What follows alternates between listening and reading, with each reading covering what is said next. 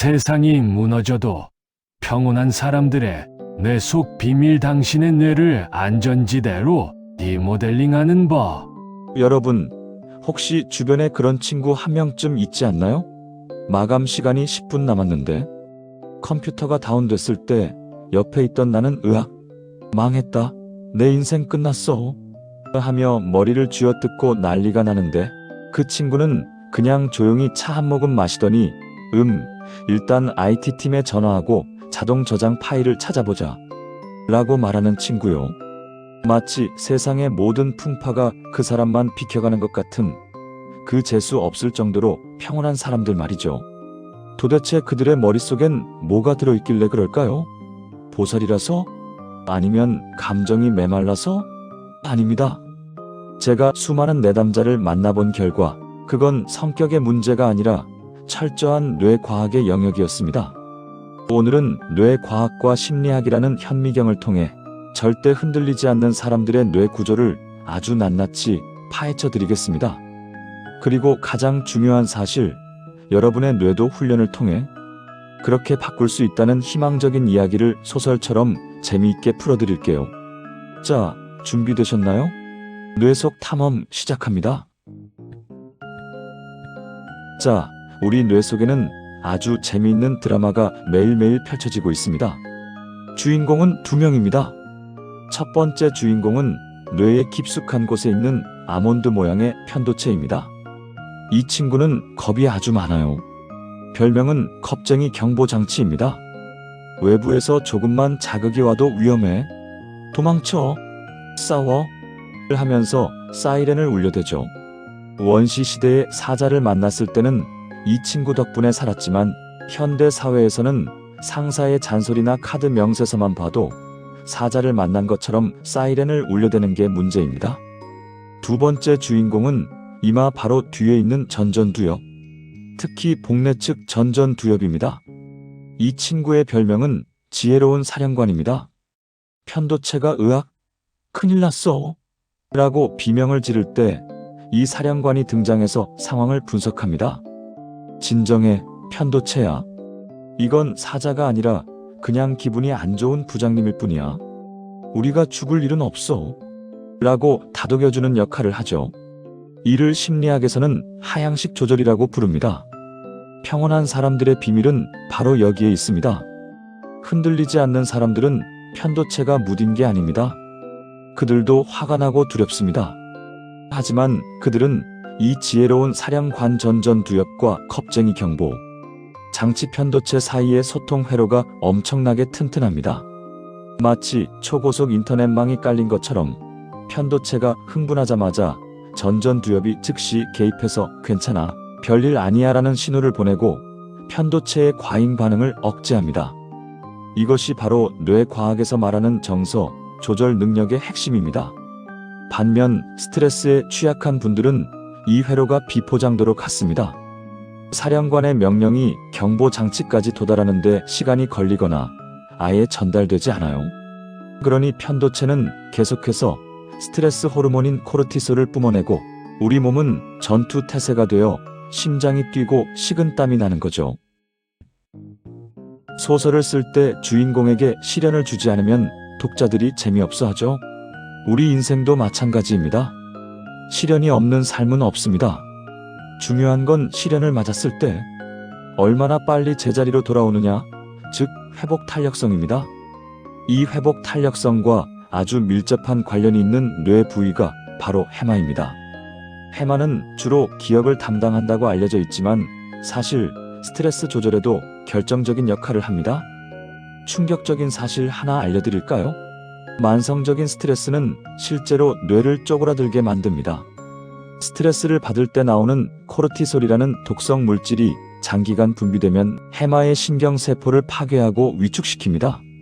그래서 우울증이 오래된 분들의 뇌를 MRI로 찍어보면 해마의 크기가 작아져 있는 경우가 많습니다. 해마가 작아지면 기억력도 떨어지고 감정 조절 능력도 더 떨어지는 악순환에 빠지게 되죠. 하지만 평온한 사람들의 뇌는 다릅니다. 그들은 스트레스 상황에서도 해마와 전전두엽의 연결이 유연하게 작동합니다. 역경을 재앙이 아니라 도전으로 받아들이는 인지적 재평가. 능력이 뛰어납니다. 아, 이번 프로젝트 망했네가 아니라 이번 실패를 통해 이런 점을 배웠으니 다음엔 더 잘하겠군이라고 생각하는 거죠. 이렇게 생각하는 순간 뇌에서는 긍정적인 신호가 발생하고 해마를 보호하게 됩니다. 자, 이제 뇌 속의 화학 공장으로 가보겠습니다. 평온한 사람들의 뇌에는 아주 특별한 칵테일이 흐르고 있습니다. 바로 신경 전달 물질입니다. 평온한 사람들은 가바라는 물질이 아주 적절하게 분비됩니다. 자동차로 치면 브레이크 오일 같은 거예요. 뇌가 과열되거나 불안해지려고 할 때 가바가 촥 뿌려지면서 신경세포의 흥분을 가라앉힙니다. 워워 진정해 하고 말이죠. 이 수치가 낮으면 우리는 사소한 일에도 예민해지고 잠을 못 잡니다. 세로토닌 행복의 담요. 우리가 흔히 행복 호르몬이라 부르는 세로토닌은 사실 평온 호르몬에 가깝습니다. 따뜻한 햇볕 아래 널어놓은 뽀송뽀송한 이불 같은 느낌이죠. 세로토닌이 충분하면 웬만한 스트레스는 튕겨냅니다. 평온한 사람들은 전전두엽에서 세로토닌 수용체가 아주 활발하게 작동합니다. 도파민과 노르에피네프린. 이들은 우리에게 의욕과 활력을 줍니다.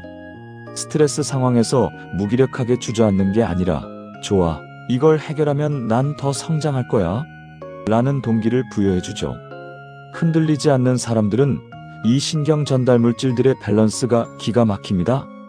타고난 것도 있겠지만 후천적인 노력으로 이 밸런스를 맞춘 경우가 훨씬 많습니다. 어떻게냐고요? 그건 뒤에서 알려드릴게요. 여기서 여러분이 꼭 기억하셔야 할 가장 중요한 심리학 용어가 나옵니다. 바로 신경가소성입니다. 옛날 과학자들은 성인이 되면 뇌 성장이 멈추고 굳어버린다고 생각했습니다. 하지만 그건 완전히 틀린 말이었습니다. 우리 뇌는 마치 말랑말랑한 점토와 같습니다. 우리가 어떻게 생각하고 행동하고 느끼느냐에 따라 뇌의 회로는 죽는 날까지 끊임없이 변합니다. 이게 무슨 뜻일까요? 지금 여러분이 예민하고 걱정이 많고 유리 멘탈이라도 괜찮다는 겁니다.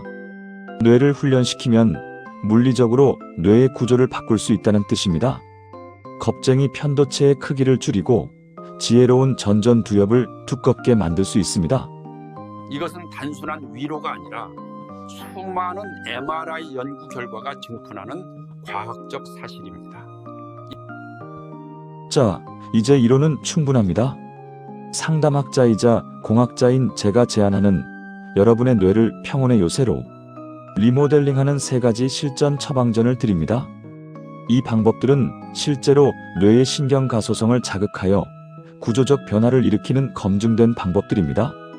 첫째, 뇌의 헬스장, 마음 챙김 명상. 에이, 박사님, 또 명상 이야기인가요? 지겨워요. 하실 수 있습니다. 하지만 뇌과학적으로 명상만큼 확실한 뇌훈련법은 없습니다.